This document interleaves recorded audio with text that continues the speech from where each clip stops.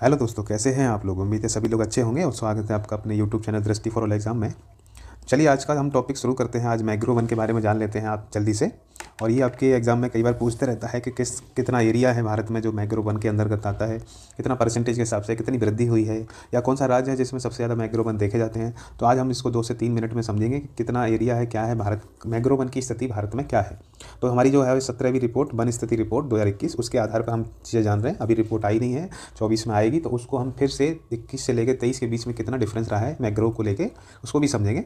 फिलहाल इसको समझते हैं कि इसमें आपके क्वेश्चन क्या क्या बन सकते हैं। चलिए शुरू करते हैं। तो देश में जो है कुल मैग्रो या जो कच्छ एरिया में जो आपके जो नमक का एरिया होता है, खारा जो एरिया होता है, खारा पानी का, वहाँ पे ये पैदा होते हैं। जैसे सुंदरबन का डेल्टा आपने देखा होगा, तो सुंदरबन भी एक तरह से कैसे मैंग्रो है। तो भारत के पूरे तटीय एरिया में जहाँ जहाँ जैसे मैंग्रो, उड़ीसा, आपके ये कच्छकरण, ये महाराष्ट्र, इन सब एरिया में आपके मैग्रोवन देखे जाते हैं। कई एरिया इधर भी हैं, साउथ में भी।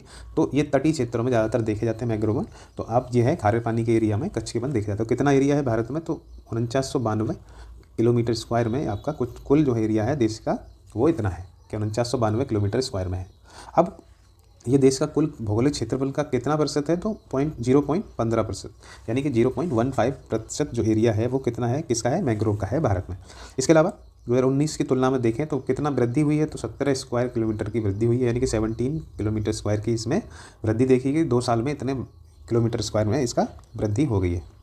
इसके अलावा कौन से राज्य हैं, कौन से केंद्र शासित प्रदेश हैं जिसमें सबसे ज़्यादा मैग्रोवन देखे जाते हैं, उनकी बात कर लेते हैं। तो आपका क्वेश्चन कई बार पूछा गया, यूपी पीसीएस, आरओ एआरओ, इन सब में क्वेश्चन पूछते रहे हैं कि सबसे बड़ा राज्य यानी सबसे अधिक राज्य जिसमें मैंग्रोवन ज़्यादा हैं वो है आपका पश्चिम बंगाल। 2114 किलोमीटर आपका इस एरिया में देखा जाता है, यानी पहले नंबर पे ही आता है। इसके अलावा गुजरात है जो 1175 स्क्वायर किलोमीटर इसमें। इसके साथ ही अंडमान निकोबार जो आपका यूटी है, वो द्वीप है, उसमें 616 किलोमीटर स्क्वायर में आपके मैंग्रोवन फैले हुए। तो ये टॉप 3 जो आपके जो राज्य हैं और यूटी हैं उनमें मैग्रोवन की स्थिति ऐसी है।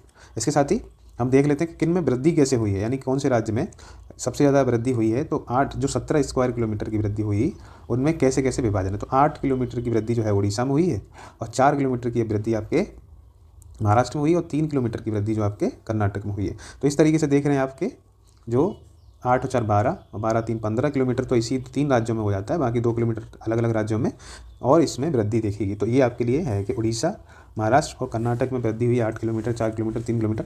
लेकिन आपके लिए ये ज़्यादा इंपॉर्टेंट है कि पहला राज्य और दूसरा और तीसरा राज्य जो आपके यूटी है, वो उनमें जो सबसे ज़्यादा है पश्चिम बंगाल में, ये आपसे क्वेश्चन करते रहता है। तो इस तरीके से आप देख रहे हैं कि 17 स्क्वायर किलोमीटर की वृद्धि हुई, 0.15% जो है आपका भौगोलिक देश का कुल भौगोलिक क्षेत्रफल का आपके मैग्रोवन है, और 4992 स्क्वायर किलोमीटर में ये आपका पूरा एरिया मैग्रोवन का है। तो चलिए आज इतना ही इस वीडियो में है, और आप हमारे यूट्यूब चैनल से बने रहिए। इस तरीके के छोटे छोटे टॉपिक आपके लिए आते रहेंगे, जिसमें क्या है कि आप तुरंत अपने जो चीज़ें हैं आपके लिए इंपॉर्टेंट है, आप अपना जो टॉपिक देखना चाहते हैं उससे अपनी चीज़ें तुरंत समझ सकते हैं। चलिए मिलते हैं किसी और टॉपिक को लेकर, तब तक के लिए अपना ख्याल रखिए, पढ़ते रहिए। धन्यवाद।